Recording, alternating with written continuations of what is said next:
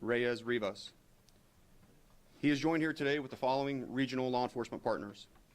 From Prince William County Police Department, the Assistant Chief of the Criminal Investigations Division, Major Kevin Hugert. From the Prince George's County Police Department, Assistant Commander of the Special Investigations Division, Captain Ken Humble. The Northern Virginia Regional Gang Task Force Director, Mr. Jay Lanham. From the FBI Washington Field Office, Assistant Special Agent in Charge, Kevin Donovan. And from Homeland Security Investigations, Deputy Special Agent in Charge, Tracy Cormier. Chief Russell. Thank you. The loss of life of a 15-year-old, Damaris Alexandra Reyes Rivas, was a savage and brutal killing. We mourn the loss of her life, such a beautiful young girl, and we pray for her family.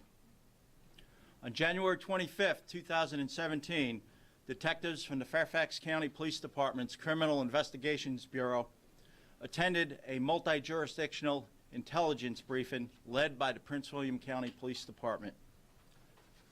This briefing determined that 2 missing juveniles from Fairfax County were indirectly linked by association to the victim of a recent homicide in Prince William County. Leads were then developed during the course of the Prince William County homicide investigation, which suggested that Demarius had been killed. As a result of the links between the Fairfax County missing juveniles and the Prince William County homicide case, Fairfax County and Montgomery County, Maryland detectives teamed up, and we discovered video evidence which suggested that Demarius had been murdered in the Lake Accotink area of Fairfax County. Members of the Fairfax County Police Search and Rescue Team, the Fairfax County Police Dive Team, the Virginia Search and Rescue Dog Association, the Fairfax County Fire and Rescue Department, and the Fairfax County Police Helicopter Unit conducted 2 comprehensive searches of Lake Accotink and the surrounding area. On February 11th, 2017, we located the body of Demarius near an industrial park in the 7100 block of Wimstadt Road in Springfield. Following other leads in this tragic case, detectives identified suspects, and we obtained the following warrants: abduction, gang participation, and murder. A total of 10 arrests have been made to date. Of those 10 arrests, 6 are juveniles. A total of 5 murder charges have been issued. Of those 5 murder charges, 3 are against juvenile suspects, all aged 17. As demonstrated in this case, the law enforcement agencies and our community members in the DC region always team up to make sure that the tireless work of our men and women protects our community at all times. We are grateful for the work of all the detectives in this case and the support from our community to bring these violent suspects to justice. I wish to thank the Montgomery County, Maryland Police Department, the Prince William County Police Department, the Northern Virginia Regional Gang Task Force, the Fairfax County Park Authority, the Prince George's County, Maryland Police Department, the Lynchburg, Virginia Police Department, the Federal Bureau of Investigation, and the Homeland Security Investigations Department. While we have made arrests in this case, we encourage anyone with information regarding this case to contact the Fairfax County Police Department's Major Crimes Division at 703-246-7800. My regional partners and I will now take your questions. Chief, is it your sense that the evidence that connected these cases, or can you shed any light on how this evidence came to light? You also mentioned video evidence. Again, I know a lot of this will be dealt with in court, but what can you tell us about evidence, about motive when it came to this murder? Clearly, this is great police work. The detectives in the entire region did an outstanding job. They communicate and connect with each other, and it was good detective work that linked these cases together. I can't talk specifically about the evidence, but as you can see, we have made murder charges in here, so we have sufficient evidence to support murder. What about motive? Can you give any sense of why this happened or the reasons behind it? Clearly, there's another charge of gang participation, so gangs are an issue in this case. Chief, you mentioned that the two missing teens were somehow linked to the Prince William County homicide case. First, can you clarify that the Prince William County case is the Christian, Sosa, Rivas, and which two missing girls? Because at some point there were 3 missing, just for clarity. And can you elaborate on what that indirect link may have been? I'm not going to discuss the names of the juveniles at this time. Okay, but- I will call on my counterpart from Prince William County to talk about their case to help you understand a little bit. Real quick, sir, can you tell us which gangs were they related to? No, I'm not going to discuss the gang names now. Good afternoon. Yes, the case in Prince William County does involve our victim, Mr. Christian Sosa Rivas. During our investigation into his death, we obtained information that was pertinent to Fairfax County and immediately contacted our friends and cohorts here in the county to give them that information to start their investigation. At this time, I'm not in a position to give any details of what our investigation is, what we've uncovered, except to say that it is still ongoing. We are still investigating our murder today. And can you clarify if anyone's been arrested for that homicide? Again, I'm not in a position to talk about our case today. Could you all please characterize for us, give our, particularly parents out there, some characterization of how all of these young people found a way to associate with each other? I mean, we've used the word gang. Not sure what side of the river that's on, or both sides. What's the best way for us to characterize all that? I'm going to ask Mr. Jay Lanham to talk about that. Okay, thank you very much. Well, Hey, Jay, could you introduce yourself so we get it straight on the video? sure, Jay Lanham, I'm the director of the North Virginia Regional Gang Task Force. Thank you. So, getting your question straight, I believe what you're asking is how are they recruiting these, or who are they recruiting? That's sort of a follow-up question, but yeah, sure, if you could just help parents in particular understand this association of kids and how it all begins to happen. Well, obviously, these illegal gangs are recruiting juveniles more so on an increase. They obviously are preying on those who are vulnerable, that are looking for security, or they think they're looking for a better way of life, which we know is not the case.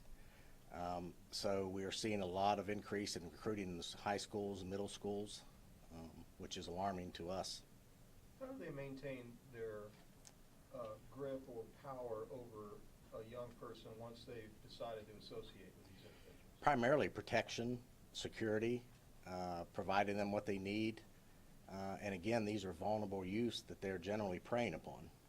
I don't want to get too specific because I'm sure you can't comment on specifics, but a family member, one of the victims, told us that this gang association had developed and had become a problem in her family, and that it was very difficult for her to intervene and get her child separated from all of this. What are some of your thoughts on behalf of parents about, whether or not social media is involved, for instance? I think this mother indicated that social media was involved with the recruitment or beginning of associations across the river. Could you highlight that for us at all, please? Well, I think parents have to be paying attention to what their kids are doing, paying close attention. As you mentioned, monitoring their social media, monitoring their behaviors, where they're going, who they're hanging out with. There are indicators of being involved in a gang, and we often do a lot of education for the public. The regional area is very much involved in intervention, prevention, and education. We have some of those folks here today who try to reach out to these families and to these kids who are vulnerable, trying to prevent them from joining the gangs, and of course addressing those who've already joined the gangs and trying to get them out of that environment. Colleagues, forgive me, one other question. Is it dangerous for a young person, once acquainted with or associated with these folks, to separate from them? Yes, it's very dangerous. Tell us about that, please. Well, obviously, when they recruit these individuals and they join these gangs, they want them to stay in the gang. And they're usually threatened with bodily harm if they decide to leave the gang, of course, with threat of death or physical injury. And Chief, obviously, big law enforcement presence here, federal authorities here, different agencies. How much are these crimes, and this one is an example, are connected? And when it comes to the gang issue happening in the D.C. region, is it happening everywhere? And how bad is the situation right now? This situation is bad because we're talking about a murder today of a 15-year-old, and You can see here we have the region represented. The gang crime knows no boundaries, and this is difficult to combat, but we have great detectives, great advocates who support our work, and we will be tireless in making arrests. This case is evident of that. It's rather difficult, but teamwork is what's needed, and that's what we did to bring these 10 individuals to justice. There's a lot of crime in our community that goes undetected, and as mentioned by Mr. Lanham, we need parents to be on the lookout for what their kids are doing so we can intervene. This was a situation with this victim, obviously horrific. I think all reports are indicate that she did leave willingly when she left her home. Is that a common thread that some people involved in these situations are getting involved on their own more than they are being pulled necessarily?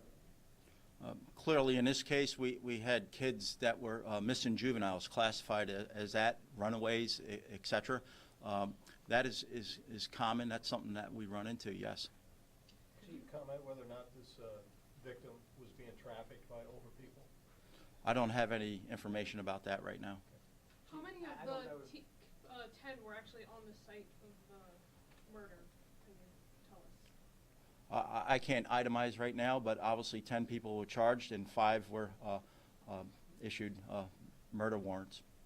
Chief, I don't know if this goes to you or Mr. Lana, but on the broader picture of gangs and the infiltration in our area, is there any effort in trying to stop it from the source? That is El Salvador or Los Angeles, and how do you do that? All right, I'll let Jay start off with that, but we have other representatives from the federal government here. Would you like to speak to that, our federal partners? Hi, my name is Kevin Donovan. I'm the spokesperson for the Washington Field Office. Last name is spelled D-O-N-O, V as in Victor, A-N. With regard to attempts to identify threats coming from outside of the United States, particularly Central America, the FBI has partnered with other federal agencies, to include State Department, to develop the transnational anti-gang task force down in El Salvador. It also has units throughout the rest of Central America. And the idea is to be able to follow leads wherever they happen to lead, particularly if information indicates that a crime was directed out of Central America in the United States, or if it was conducted against a U.S. person outside of the United States in Central America. So that task force has been developed specifically for that purpose, to aid U.S. law enforcement and, frankly, Central American law enforcement in identifying cross-border crimes. Is stopping funding a big part of that too? Say again? Stopping the funding of these gangs? Yes. How do you do that? So much of what they do is obviously funded through extortions. Those extortions are federal crimes. They are crimes that are committed or dictated from outside of the United States against U.S. persons here at home. So that is one big part of those investigations in stopping them being able to fund their illegal activities. Kevin, how does what's happening in the D.C. region compare to other parts of the country with this problem at the moment? So the crimes of these transnational gangs are on the rise, both in Central America as they are here in the United States.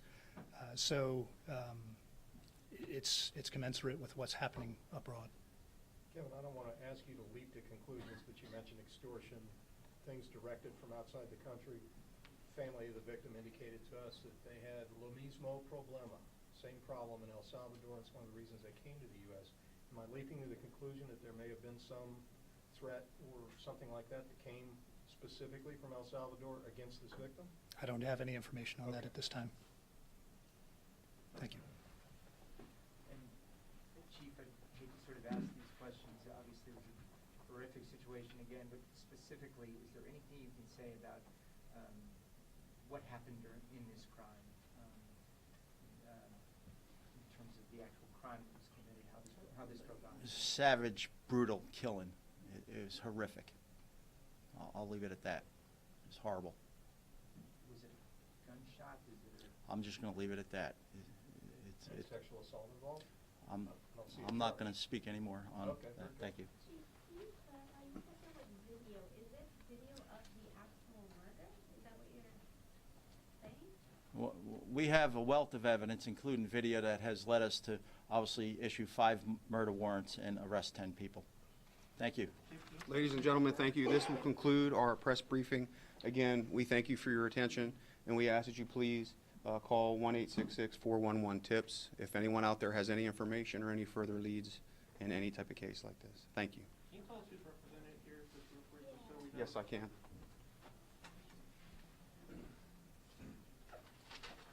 Would you like agencies and names or just agencies? Okay. So we have represented here today the Prince William County Police Department, the Assistant Chief of the Criminal Investigations Division, Major Kevin Hugert. We have the Prince George's County Police Department Assistant Commander of the Special Investigations Division, Captain Ken Humble. The Northern Virginia Regional Gang Task Force Director, Jay Lanham. FBI Washington Field Office, ASAC Kevin Donovan. And the Homeland Security Investigations Deputy Special Agent in Charge, Tracy Cormier. And I'm Second Lieutenant Brian Gatos with the Media Relations Bureau of the Fairfax County Police. Yes, so Major Kevin Hugert is Kevinhughu.